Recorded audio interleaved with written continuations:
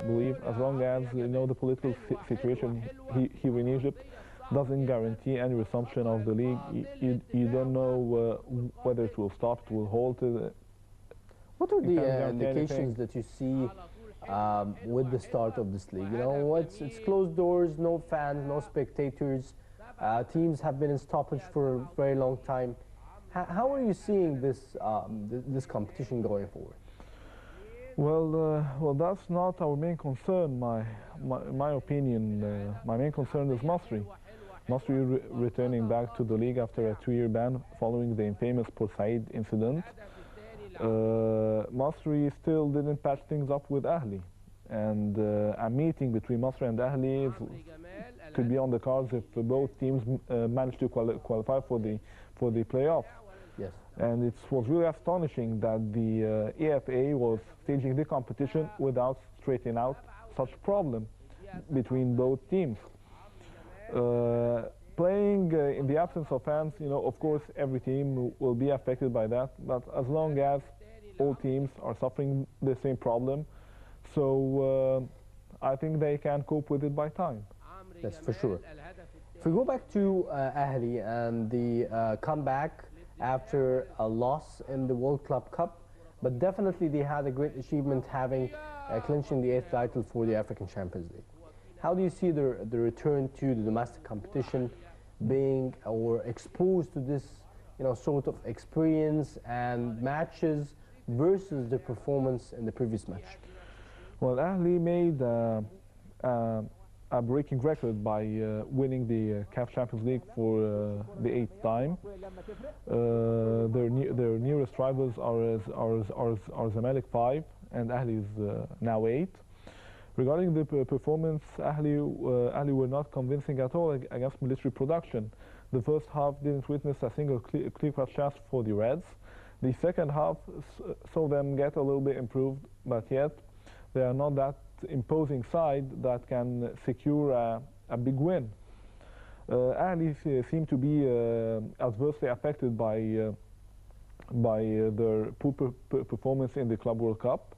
Ahli really disappointed the fans in the competition. The Chinese side, whom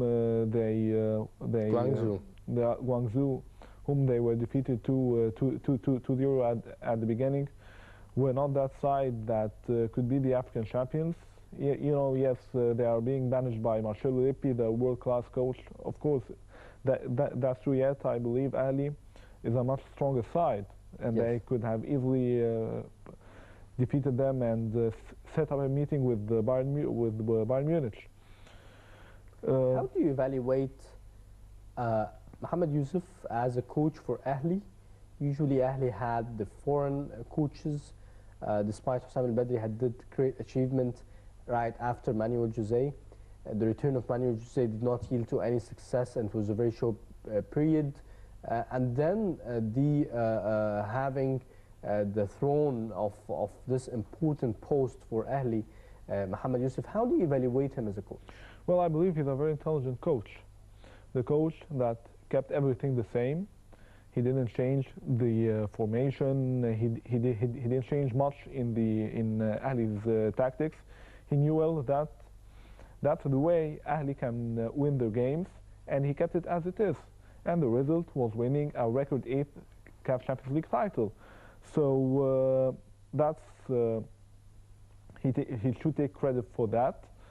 In the Club World Cup, people started to slate him and say, no, he's not that coach. And I just remember that Hussam al-Badri has been subject to such criticism before, and then he managed to steer his side to the Champions League as well.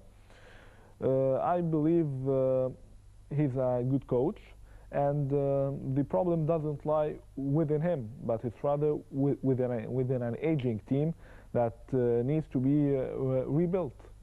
Yes, definitely. In this match, he had to play without several important players. The retirement of Abu Trika, play without Ahmed Fathi, without Walid Sineman, without Sharif Abdel Fadil, Hussam Ashur, Said Muawad, and yet having injecting these new generation of players they managed to win this match. How are you seeing this new generation, and how are you seeing the absence of these important players? So let's face it, you can never win a competition by a totally young side. You always need that mix between those experienced and those young. And you cannot as well win a competition by an aging side. So Ahli must be clear about that. They are going through a process of rebuilding a team. They should set it clear that they are not supposed to be winning any competition. Or, of course, they will be vying for the competition, but setting pressure on youngsters to win a competition will most probably have the adverse effect on them. Ali have promising youngsters, but still they need time and matches to gain confidence and to be Ahli's pillars in the not too distant future. But Yes. they cannot be their main pillars now. So now they're challenged with the situation where Mohamed Yusuf wants to rebuild the squad. Players who aged like Wael Gum'a, yet he confirmed that he's not going to be retiring at least this season. Abu Trika is retiring. He has several injuries, and a young rising star or striker like Amr Gamal, which proved success in this match. How are you seeing the replacement of Abu Trika? How are you seeing the preparation for the squad for this season? Well, Ahli will be really struggling in Abu Trika's absence for several reasons. You know, Abu Trika's quality and Abu Trika's caliber, you know, it's somewhat irreplaceable, or it's difficult to replace a player of Abu Trika's quality. You know, Ahli has Walid Suleiman, Abdullah Saeed. They weren't convincing enough, especially the latter. Abdullah Saeed, all of the Ahli fans really expected him to be much more better than that, and yet his form is questioned by many. Looking for youngsters, they will not be able to replace him exactly, and that explains why Ahli are now contacting Hull City to get those loan and have him back in the team. It really depicts how Ahli are going to struggle without their talismanic Mohamed Abu Trika. Yes, indeed. From Ahli, if we have a look at Zamalek, Zamalek in the previous edition of the domestic competition, they had a very good performance, and they also the one before that they also had a good performance, but they were always unlucky to finish up with the Premier League right after what is happening in Egypt and the political situation. So how are you seeing the start, and do you think they can manage to recover their loss in the African Champions League? Well, regarding Zamalek, I believe Zamalek also has they have a problem as well. They didn't release. They weren't able to keep some important players within their ranks due to the financial predicament the club has been going through. I'm talking about midfielder Ibrahim Salah, striker Abdullah Sissé. Even so, they managed to acquire some good signings. Is Ahmed Ali,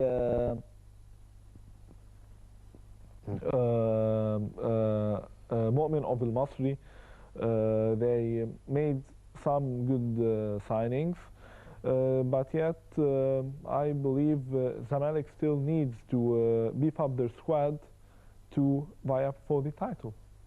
Yes, and the title that ended the drought was the Cup of 2013. Definitely. Well, Zamalek were lucky, and everybody knows that. Meeting Wadi Degla in the final, you know, they are not the side that could pose great threat for Zamalek's chances of winning the title, and winning 3-0 explains that and makes it clear. Yes. That Zamalek were really lucky to meet such a side instead of the firm favorites at that time were Ismaili. So it's a top match. It's supposed to be played, the upcoming match for Zamalek with Ismaili. How do you see and how do you rate this match and the early matches of this season? Well, I believe that's a genuine test for Zamalek. Ismaili did well in their first two games, winning both games.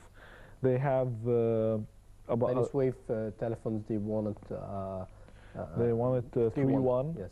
3-1. John Antwi is a very dangerous striker. He can score using both legs. He's pacey.